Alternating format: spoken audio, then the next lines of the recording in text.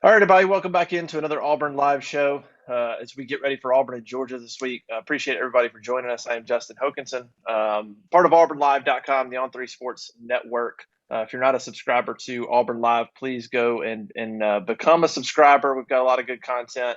It'll be a big recruiting weekend, a lot of things going on. So if you're not one, now's a good time to join. All right, it's Friday. You know what that means. We welcome in from CBS Sports, Sirius XM Radio, Barrett Sallee. Barrett, what's up, man? Oh, just getting ready for the Braves playoff series and a pretty fun weekend of college football as well. So sorry about your boys. I know they I did. lost. A close game, close one. I was rooting for them, and probably not for the reasons that you like, because I'm more threatened by the Dodgers than the Cardinals, but I was still rooting for the Cardinals. Yeah, that's okay. They made a run. All right, you mentioned this big weekend of college football. Certainly some really good games going on. Let's start where we always do, and that is Auburn. Auburn, Georgia, Deep South's oldest rivalry, 126th meeting between the two teams. Georgia's owned this rivalry the last 20 years, owned it. I don't think Auburn fans, I don't like it. You almost have to go back and look at the numbers for it to really sink in the level of how Georgia's dominated the series over the last 15, really going back to um that 05 game for Auburn really ended Yeah. things. From that point on, it's been all Georgia outside of a few Auburn wins where they clearly had the better team, some of the better seasons Auburn's had. Georgia comes in 15-point favorites. That line has risen to 16 in some circles. Um, what's kind of your big picture thoughts on this game? Do you think that line is accurate? Is Georgia that much better than an okay Auburn team? At least they're not bad. Obviously, they're Yeah. they're ranked. I mean, what's kind of your big picture take on what kind of challenge Auburn faces and what kind of challenge Georgia faces? I mean, first, it's the first road test for them, this kind of environment since the last time they came to Yeah. Auburn at the end of 19. Yeah, it is. And, I think the number's too high for a lot of the reasons you said. Look, like Georgia wins with defense. Auburn's not bad. And there's no way that Kirby's going to try to run the score up. He is going to try to get out of there. It's going to be like 2 years ago, right? 21-0. Auburn was doing nothing for 3 quarters. Then they got back into it. Probably a little too close for Kirby's comfort, but it's going to kind of be that kind of game, I think, where, Georgia's not necessarily going to try to do too much if it doesn't have to, which obviously led them to a shutout win last week, but this is a little different, obviously. So I think it's something like that. And the history, you look at when Auburn wins this game, 04, 2010, 2013, 2017, they either win the national championship or win the West, with the exception of 2005, which was just 2005 was wild. That was just an unbelievable game. So, I think it's going to be close enough to give that Auburn will have a chance. And you mentioned the home field advantage. Here's the thing, Stetson Bennett's probably going to start, right? Stetson Bennett, the only other true road game he's had was at Alabama last year. And I think they were at 25% at that time. It might've been 50. Either way, it's not a real road game, So, I'm interested to see how he handles that and how Kirby handles him in that situation, because it's different than how he handled him last year. That's a good point. I'm really impressed with Stetson Bennett. Like, I think the kid is got it together. But it is a fair point. He had a great game against Auburn last year, 200 something yards passing. Obviously Auburn couldn't do anything, right? Like 200 total yards in that game. But that's an interesting thought on not just Georgia on the road, but Stetson Bennett on the road in a hostile environment. And I think if you're Auburn, look, Georgia's an outstanding team. They may win the national championship. You have to go there. Yeah. You have to make him win. If he does it, great. But you can't let the stable of running backs Georgia has get going. I think you got to lean that way. Now, if you can, maybe Auburn starts off somewhat balanced and they decide somewhat early on, okay, we're going to have to load up the box. So you make that decision, but you definitely got to go that direction and put pressure on Stetson Bennett to either make a lot of man-to-man throws or get pressure him, and if you get beat, you get beat. They're gonna have to take some gambles, I would imagine. Yeah, they will, and you're right. If Stetson Bennett goes out and beats you, okay, fine. Like you're not gonna like that result, but it's better than the other option, right? That's the path you have to take if you're Derek Mason. And part of the way you do that is crank up the heat. And that's a problem considering Derek Mason at times has decided not to do that. So, I mean, it's a challenge. There's no doubt. But yeah, 100% go make Bennett beat you. Is he a difference maker? No. Can he be a difference maker at times? Yeah. You need to force him to be a difference maker way more than he's accustomed to, because he's more apt to make some mistakes. And will it matter in the end? Probably not. Stetson is, lucky to have the best defense in the country going up against him in practice every week. So not only can you rely on that, but it's also giving him some good practice when they go ones-on-one. So, it's a tough task, but I'm with you. Just make Stetson win, make Stetson beat you, and if he does, tip your hat. Yeah, it's a good point. He does get to face a really good defense on a daily and weekly basis. I was trying to think about what this game, kind of thinking back, and went back and looked and at this line. And I was trying to think the only team really that's had this kind of spread in Auburn recently is Alabama. Yeah. With some of the teams Alabama has, and obviously Auburn's had a couple of down years, and so it's made for some lopsided spreads. Two things come to mind. One, this 2012 Auburn-Georgia game. The spread was 15 in that game. That is one of the worst teams in the history of Auburn football against a team in Georgia that won the East, was 8-1 at the time, lost to Alabama in the SEC championship, and that spread was 15. And they would have won the national championship had they beaten Alabama. Right. It was so close. Now, Auburn won Georgia won that game 38-0. So maybe that spread was too conservative. But I'm looking at that going, okay, that Auburn team was 2-7 going in, and they were a 15-point underdog. This Auburn team's 4-1 and ranked, and they're a 15, 16-point underdog. I'm like, I'm missing something. Does Georgia's defense just carry that much hype? They do. It's a good point. They do carry that much weight, but in this situation on the Plains, does it really matter how good they are, right? Like, think of what's going to go on in Kirby's mind, right? When the wheels start turning, he's going to look and say, okay, I don't want to do anything dumb. I've got Stetson Bennett, a walk-on who's left our team, came back, and is now a starter.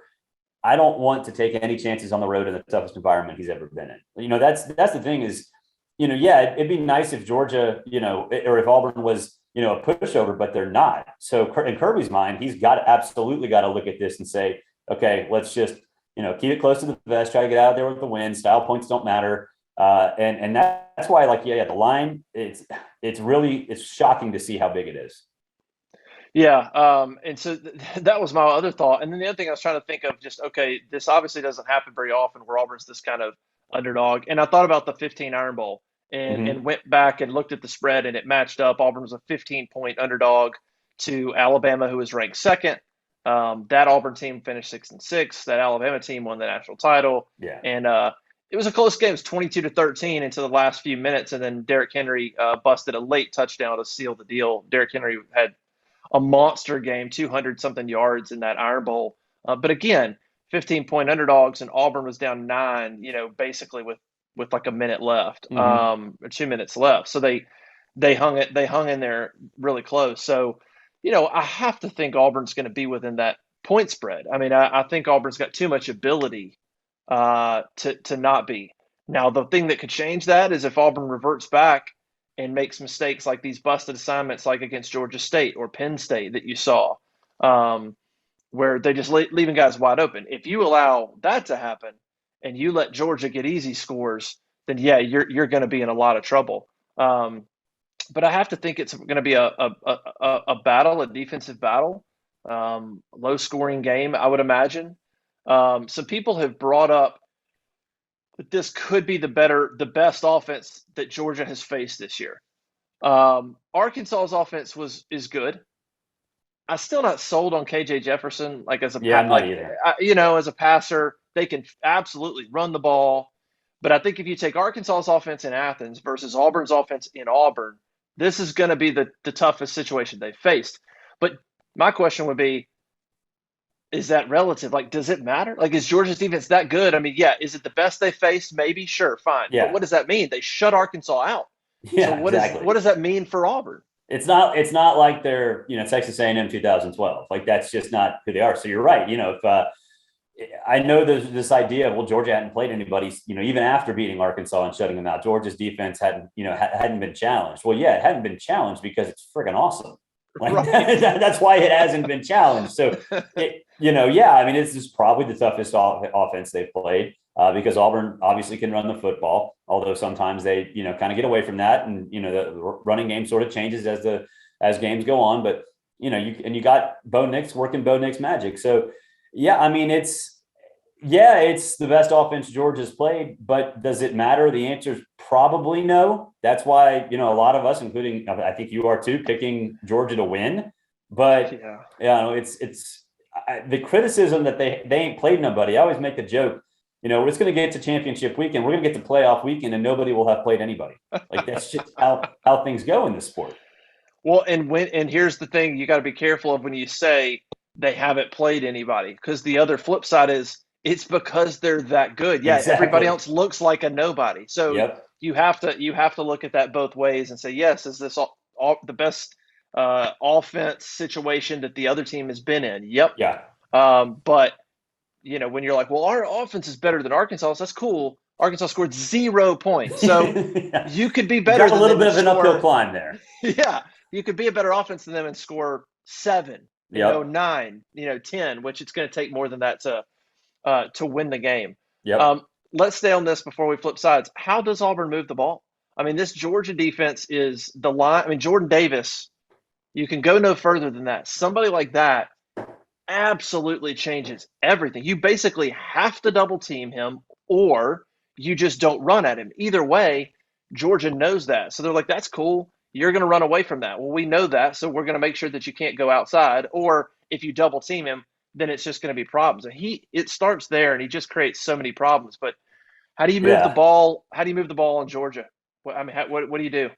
Well, I think the biggest thing is you have to make Jordan Davis move side to side, and still he can still move side to side just fine. He's got the quickness of a defensive end, but you have to consistently make him work. Try to tire him out, test that depth. The problem with facing Georgia is that, yeah, I mean, Jordan Davis is fine. They've got 10 defensive linemen that they rotate in. Yeah. Like Jordan Davis doesn't Yeah. even play all that much because they just keep rolling through them. So it's one of those things now where you have to almost hope that Bo can make some magic. Get Sean Shivers out there. Use some, eye candy, kind of like Gus used to do. Not necessarily exactly like Gus, but get that defensive line moving side to side. Try to wear them out. And, at that point, maybe at the end of the second quarter, you get a couple things done. Kind of like Auburn did against LSU. You win the final 5 and the first 5 going into halftime and coming out of halftime, then you're probably going to win a football game. So get that defense as tired as you possibly can before going into halftime and try to get some momentum. And then from there, see where it gets you, see where the game plan takes you. But you're not going to run at Georgia's defensive front. You're not going to be able to do that because of Jordan Davis. And even if you go off tackle, he's still going to be there to swallow you up. So you have to go farther off tackle. And at some point, you might have to get into a ton of eye candy. And look, Brian's done that in the past. He's not opposed to doing that. He's not opposed to being creative. So I would imagine you see him, empty out the playbook a little bit and have some fun trying to use tempo and get that defense going side to side. Yeah, I think you hit on what I was saying about was tempo. I went back and watched the fourth quarter of the 19 game, Mm-hmm.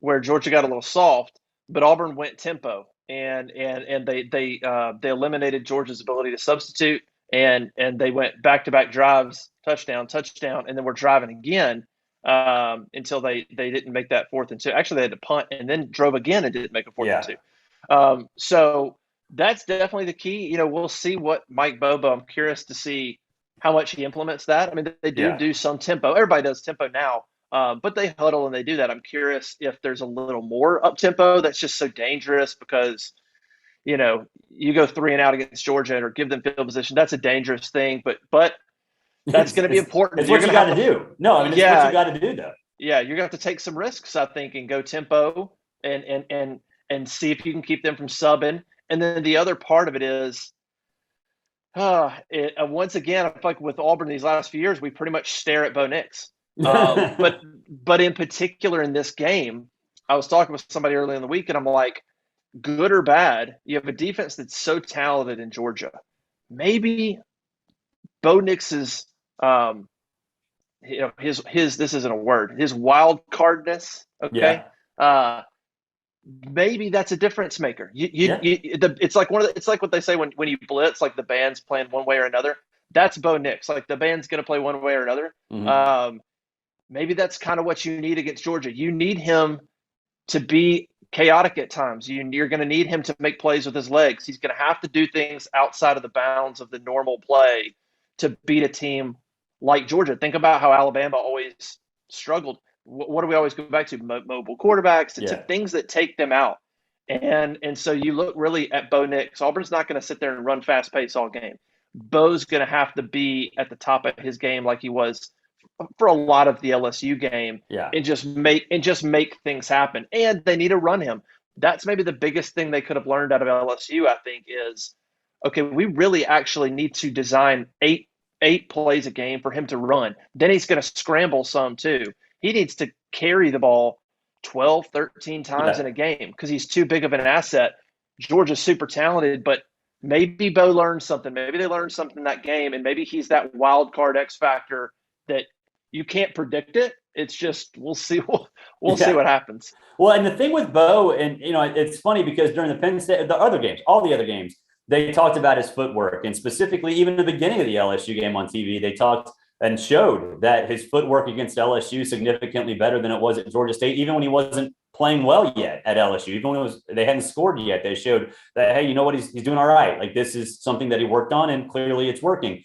And then all hell broke loose with Bo Nix, and it's almost like, all right, dude, you need to be in the middle of that. Yeah. Like be the first quarter Bo and the second half Bo, and find a nice little happy medium and go from there. And I think it's probably in him to do that, but it's going to be on the coaches to get into a position where they trust him to make those smart decisions and not instinctively go one read and bail like he did the first 2 years of his career. They still need to have him go through all the stuff that they're trying to instill in him. And really, he did a good job of at the beginning of the LSU game without like going too far into, his instinctive nature of, just bailing and trying to make, magic happen and play backyard football. So, last week was interesting for the quarterbacks to sort of figure out who was going to start, obviously. And now it's, it's almost like a different challenge for Mike Bobo to talk to Bo and say, all right, look, man, like what you did against LSU was great.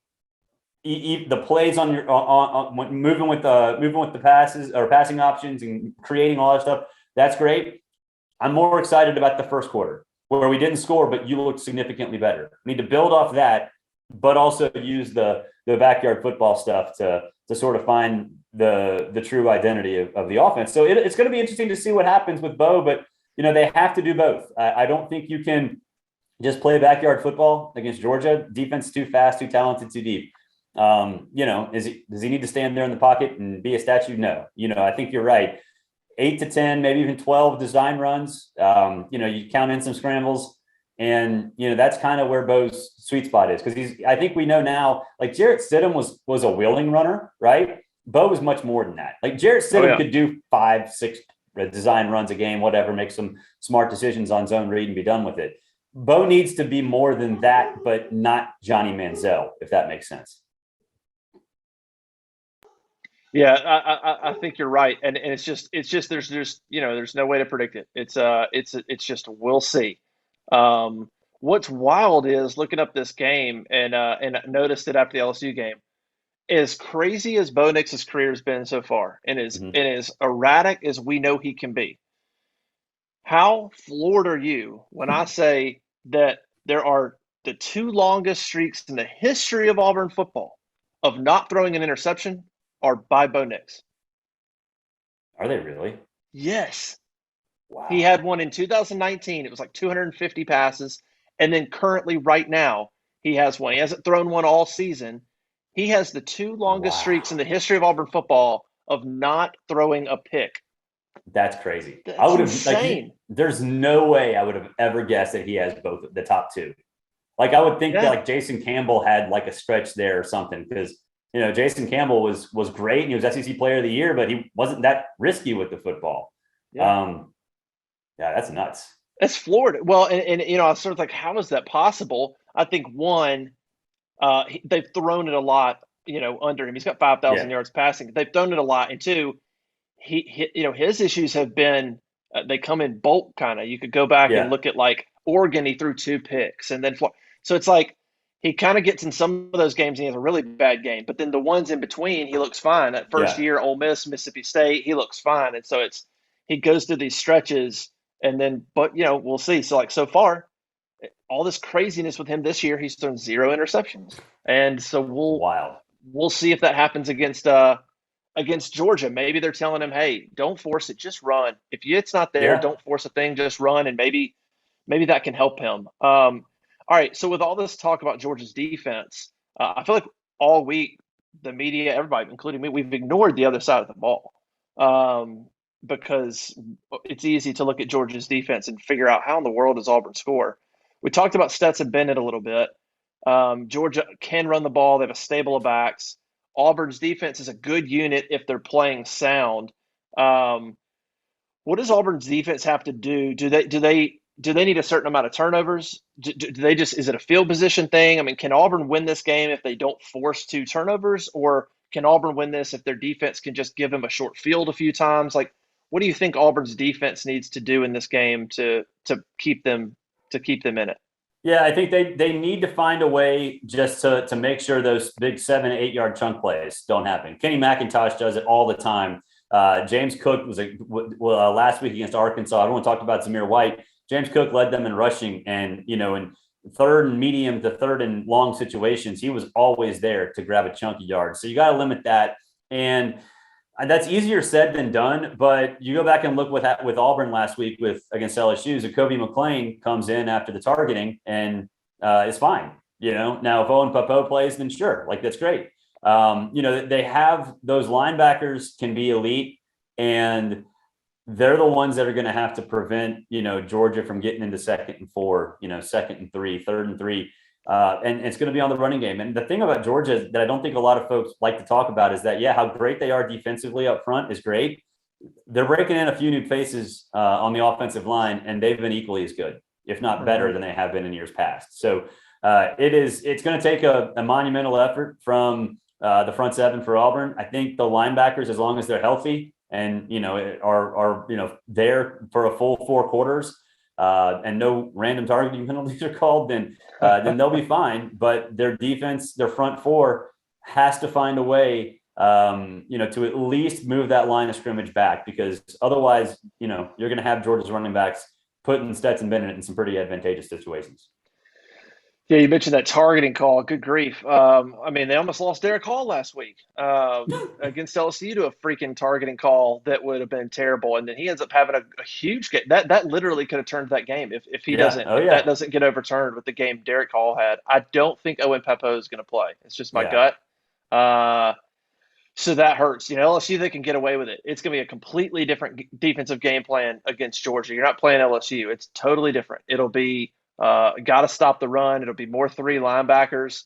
The thing I think about with Georgia that Auburn's got burned on for years, but certainly the last couple of years, if I remember right, are those over the top. I mean, if you think Mm-hmm. back to 19, they got beat over the top. Ridley's brother had a big play for a touchdown in that game. Just no real excuse for it. Just beats the corner down the middle Yeah. on play action. Last year, Kyrus Jackson had some big plays. That's where Auburn's gotten in trouble against Georgia lately, is they have to focus so much on the run, and then they've gotten beat on some pass plays. And we talked to Roger McCreary about that, and he kind of alluded to that. He said we have to be on high alert. He's like, yeah, they can run, and we get like we're gonna have to play physical. He's like, but at any point they can go over the top or play action or whatever. And that's what Georgia's good at, and they've beaten Auburn like that in past years. And that's what I think about the challenge for Auburn is those guys have got to stand up. Pritchett and McCreary and Smoke Monday, whatever, those guys have got to do their part and allow Auburn to be aggressive on the run and then not get beat over the top, because there's going to be some times where it's going to be them. Mason's not going to play that zone. He's Yeah. going to play a little bit aggressive. and Georgia can do that. Kyrus Jackson's really fast, and so Well, but that's just that's the such a big thing too. challenge. Like Stetson Bennett, that's why he won co-offensive player of the week in week 2, I think it was, against UAB. He did hit those long passes. He did hit those home run shots. They were there, and he hit them. And that's the one thing that for Auburn's defense is, okay, can you rattle him enough to take that accuracy downfield away? Because he absolutely is accurate. He doesn't have the biggest arm in the world, but he's accurate, especially when that running game gets going. So, Roger McCreary is right. Like they can do that at any time because they know that, the defensive coordinators are not going to look at that passing offense and say, okay, that's the danger zone. That's the part we have to focus on. And they're just good enough at quarterback to make you pay. And that's where the home field, I think, comes in. Yeah, and I'm curious if I'm just curious how that defensive scheme is going to work if they maybe go back to a tad more zone. Maybe they invite a few more passes underneath Yeah. versus the run with the stable of backs and the over the top shots. Maybe they invite something like, Mm-hmm. all right, well, let's keep it in this little container right here, and we'll maybe invite some shorter stuff Yeah. to make it where Georgia's not just going over the top a lot. I think that's going to be a really interesting point. I think they're going to have to look. Auburn's defense is going to have to put Auburn's offense in a handful of really good field positions. I mean, they're just going to have Yeah. to. Auburn's not going to go 80 yards. They're just not. Maybe they might have one, Yeah. but they're going to have to put them in really good positions. Maybe start them at the 40 if they can get pinned back. And this is one of those games where punters are huge to fix field position because it's just going to be that Anders Carlson could be Mm-hmm. huge. And so I think it's going to be a fantastic game. So what's kind of before we move on to SEC stuff, what are kind of maybe your final thoughts? I think it's hard to not pick Georgia to win. Yeah. I mean, if you pick Auburn to win, that's a total gut feeling or a homer pick. There's not necessarily I can't pick a good reason look, this, and therefore Auburn's going to win. 15 points is tough. I think if Auburn loses by 14-17, then they probably made some mistakes. They turned it Yeah. over I agree. once or something like that. I think if Auburn plays a fairly clean game, then I think that thing could be closer in the fourth quarter. Here's how I've looked at it going into this game. I think it's two games in one. I think Auburn has got to get to the fourth quarter and then play the fourth quarter. Yeah. I think they got to figure out how do we be aggressive, but also not too how do we want to be aggressive, but we don't want to go for it on fourth down 3 times in the first 2 quarters, or we don't want Bo Nix running around like backyard football, not against this Georgia team. So how do you get it to the fourth quarter? And then if you get there, then all bets are off. If you're down, if it's 20-10 in the fourth quarter starts, well then go for it. Tell Bo, do Yeah. your thing, man. Be aggressive, take a shot, try to make things happen. Don't worry about it anymore. Don't worry about field position. None of that matters. And then maybe you have an opportunity. But that's kind of how I'm looking at it. I think Auburn needs to get there and then sort of see what happens. What do you think? Yeah, I mean, I think that's the right way. I think you're going to see, like we talked about, more Bo Nix design runs. Try to tell him to play within himself, and yeah, I mean, if things have to get crazy, Bo can do that. We've seen that, so I think that's the way you got to do it, because I don't think you're going to see Georgia go out there and air it all around. Like, they're not going to do that at Jordan-Hare Stadium with Stetson Bennett, the first sold out away game that he's ever been to, played in. Like, that's just not going to happen. So I think that knowing how Kirby's going to operate. Bobo's going to look at Kirby because they're lifelong friends, so they know each other really well, and say, all right, look, let's kind of feel each other out a little bit. And that's exactly what's going to happen. And if Auburn makes a couple plays, if Tank breaks off a big run, or, Bo has a couple of times in the first half where he does work that magic, then yeah, it's going to be a game in the fourth quarter. But I don't understand how you can look at that Auburn team and say that they're more than 2 touchdown underdogs just because of what the home stadium, the fact that defensively they're playing okay, that it's a backup quarterback, and he's not much of a threat in the passing game. I don't understand how 16 points calculates right there. Yeah. If Auburn doesn't turn it over, and if Georgia wins this game 31-7 and Auburn has no turnovers, then put Georgia, put them number 1. And Yeah, right? I mean, seriously, they're for real. I mean, they are absolutely everything that we think they they should be. Yep. I think it's going to be an interesting game. All right, the other big one. Well, I guess you got Bama, Texas A&M. You've got Ole Miss, Arkansas, which I kind of feel bad for those two programs because I don't think they're getting any attention No. because they're coming off blowout losses. But that's probably going to be an awesome game. Yeah, Kentucky, LSU, which could be an interesting game.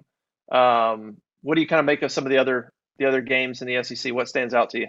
Yeah, and Kentucky LSU might be the end of O. I mean, it's one thing to break the streak to a good Auburn team, albeit, it sucks for LSU, but that's, I wouldn't say understandable, but it's tolerable. If they go to Kentucky, albeit a very good Kentucky team, and lose, then that is not going to sit well with the folks who know Kentucky as a basketball school who doesn't have any chance of winning the East in football. Like, that's not going to fly. So I think with Arkansas and Ole Miss, last week, Lane Kiffin had a little bit to do with that loss. I know folks will say, well, Alabama's great. Alabama did what Alabama does. And yeah, okay. But Lane Kiffin got away from the game plan that was working in the first drive and maybe tried to go to play too much YOLO ball when analytics said, okay, you might want to go for this or you might not. It was always like, go for it. Like, it was never thought in his mind. Yeah. So that leads me to believe that Ole Miss had a bad game. Arkansas just got exposed. And because of that, and the fact that it's at home, I think Ole Miss gets the job done. And then with Alabama and Texas A&M, I'd love to know how Texas A&M is going to score. I mean, they could hardly score against air. I can't imagine how they're going to score against Alabama's defense. And I mean, it is that game. To think that it's a 17.5-point spread and that's not nearly enough is pretty mind-boggling considering what we were talking about at media days. So the over-under is 51. Alabama might do that themselves. What a brutal loss that would be for Jimbo and them given. I mean, he gets that extension. But we talked about it. I mean, certainly people even more than me before the season. There was a lot of hype about A&M. They had a great year last year. And they returned some pieces like Spiller but I think people just sort of didn't look hard enough at them with the ranking. I think when you looked at them, you're like, well, hold on, aren't they kind of rebuilding in some areas? Like, wait a minute, are we? It seemed like a media narrative, like they had a great year. This is the time. He's built the program. Let's just make him ranked in the top 10 or whatever, instead of looking at it going, well, I don't know. Hold on. Like, they've finished well, but they've got to rebuild these pieces. Maybe we shouldn't just push them into the spotlight quite yet. And they weren't ready. Well, and I picked them fourth in the West. And for the reasons you just said, they had a great year last year. When you replace 4 offensive linemen and you have a brand new quarterback and you're in a system like Jimbo's where you put a ton of pressure on the quarterback, it is not going to work well. Like, it's just not. And I know Calzada takes a lot of heat and, he's not been great. And honestly, Haynes King wasn't great either when he was in there. But if you can't block anybody, Isaiah Spiller and Devin Achane aren't going to have success. And those are two really good players. And they can't do anything because their offensive line's so bad. So, I think, A&M was sort of the new girl at school, right? Where everyone kind of turns their heads and they're like, oh, okay. And then reality, it's more sizzle than steak. Yeah, that's going to be a tough loss to them. The Orgeron, I mean, dude, did you hear the call-in show? What in the world? That was first of all, whoever called in, like, not cool. Yeah, jeez, I don't know. Honestly, like, I like Orgeron for some things, and I don't like him for some other things. He actually handled that pretty well. Yeah, I guess as well as you can until he basically made a death threat. Well, that part of it, but here's the thing though with that. The death threat thing, I mean, for most people, it would be like, oh my God, you can't do that. For Ed Orgeron, you're like, okay, he's Cajun. Yeah. I mean, they're wired differently, and so I don't know. Maybe that's why I thought, but I don't understand. Like, if you're an LSU fan, right? Why do you do that to your school? Because you're doing more harm than good, right? Yeah. Like, you're sitting there now. Your team's going to Kentucky, and there's, all of a sudden the talking point is about how somebody asked your coach if he, sleeps with underage kids. Like, it's not okay. Oh man! And what made it worse is Orgeron was like, "Oh yeah, what's your name?" Yeah, I mean, he just really got into it, and then it went very south. What was awkward. The guy was like, "Okay." They hung up on the caller, really awkward, and the guy was ready to get back to the show. And Orgeron says, "We're going to find a fishing hole for you," and you can almost tell whoever's doing the call show was like, "Oh, Yeah, all right. let's Well, go. Let's go. now it's more awkward than it Yeah. already just was."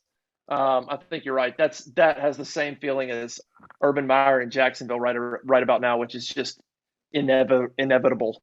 It Yep. just doesn't seem like, and yeah, you could see that, man. After that 2020, you could see that they lost the game, and I remember going, "Hey, it's Chiswick. Yeah. He's 100% It's Chiswick. gonna be like Chiswick." Yeah. Um, nationally, you've got Texas, Oklahoma, Penn State, Iowa. Um, I think those are the two big games. I'm curious to see the Penn State Iowa game just because, from an Auburn perspective, can Penn State, what can they do? I feel Yeah. like Iowa. I don't know, man. I'm not sure. Like, I think Iowa could smack them around. I don't know. I don't know. I don't think they can. I Okay. think it's you see the score from last week for Iowa, the 52 points, and you're like, oh wow, they put up 52 points. They fixed everything. And when you have Tule Tagovailoa basically just coming over and handing you the ball, Yeah. it's a lot easier to score. So I think Penn State, like I don't think we know what their upside is, but I think Auburn folks saw this and really Indiana as well. And just since the start of the season, they've been really solid on like there's no Yeah. weakness. Yeah. It's there may not be a super strength. They're not going to be Alabama or Georgia, but you look at them like, okay, they're a complete football team. Like Yeah. they're not gonna do anything dumb. And to me, that's going to be enough to beat Iowa. And Texas, Oklahoma. Look, I swore that I would never say Texas is back until they actually proved that they are back. They're a better football team than Oklahoma right now after putting Casey Thompson in a quarterback. So I think that's going to be wild. I think there's this idea that Oklahoma is just going to walk out there. Texas is going to see the crimson and cream helmets and suddenly forget how to play football. I don't think that's the case.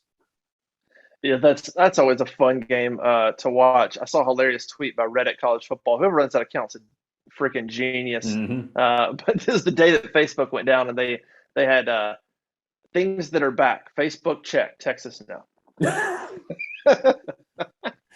That's good. I like that. Yeah, it was great. Hey, Red Rivalry Shootout is now going to be in the SEC here soon. I So can't wait. how does that stack up to the Iron Bowl and to say Georgia Florida? We know that Georgia Florida is not the Iron Bowl, but there's some obviously the SEC has got some awesome rivalries. How does the Red River stack up to the Iron Bowl for you? Not as good as the Iron Bowl. I would say I wouldn't say better than Georgia Florida, like comparable, like maybe on that level. Yeah, They're the biggest rival for each other, but I mean, Georgia has its hands full with other teams at times. Florida has its handful with other teams at times. So I kind of figured that's going to be the way it is for Texas and Oklahoma. As you know, and I know, Auburn, Alabama doesn't stop ever. So I think it's a yeah, little different in that regard. yeah. And we always go back to it's in the same state. Michigan Ohio State's is got the national appeal because the media has helped make that more of a national rivalry than Alabama Yeah. Auburn. But being in the same state, Yeah. you can't duplicate that. You can't really just deal with that. It's just a crazy thing. Yep. Um, well, we'll see how it goes. Another interesting week of college football. I think it's possible Georgia and Alabama could extend themselves and could have a new number one if Georgia goes in there and takes care of business. I think a lot of people are waiting for the opportunity to tick Georgia up above Alabama just to change things up. Well, I put them And number one on my CBS 130 ballot last week. So yeah, I think perfectly. Well, and I've written even this week when I've I would say number two Georgia, but I almost put in there a few times. But most pundits basically consider them co-number one. I mean, that's what yeah, we're talking exactly. about. You're talking Yeah. about essentially the number one team in the country, arguably the best team in college football coming in here. Yep. We don't have to say number two. All right, man, it'll be a good game. Sirius XM 84 on Sunday mornings, right? What time does that start? 8 to 11 Central. And if you miss it, it's on from 11 Central until 6 in the morning. So There you you can go. get a lot of me and Tom Luganville if you want us. Yeah. So make sure and check that out. Make sure to be on auburnlive.com throughout the weekend. Big weekend for Auburn, not just football game. They have tip off at Tumors, which is Thursday night. You probably already saw some stuff about that. You have pro day for basketball in Auburn on Friday. Almost, I think, 28 of 30 teams are going to be represented from the NBA, maybe Nice. all 30 by the end of it. So, what an incredible job Bruce Pearl's done. A big football and recruiting weekend for Auburn. Probably, well, not probably. It's the biggest recruiting weekend in really probably in years A year and a for half Auburn. at least. Yeah. Yeah, but you go back to the importance of it. I mean, you'd have to go back. I don't know how far you'd go back to this staff. It's their first big opportunity, Yeah. big weekend, packed out crowd, loaded visitor list. It's their chance. It's their chance to show what they're about, why they're building a great program. It's a massive recruiting football weekend and basketball as well. It's a big weekend for Auburn, regardless. So close game, good atmosphere can go a long way Yep. for Auburn Absolutely. football and basketball. All right, Barrett, thanks so much, man. We appreciate everybody joining us. Make sure to go to auburnlive.com, subscribe, and we'll talk to you on Saturday morning with our modcast and give you more predictions on the Auburn Georgia game. Until next time, see ya.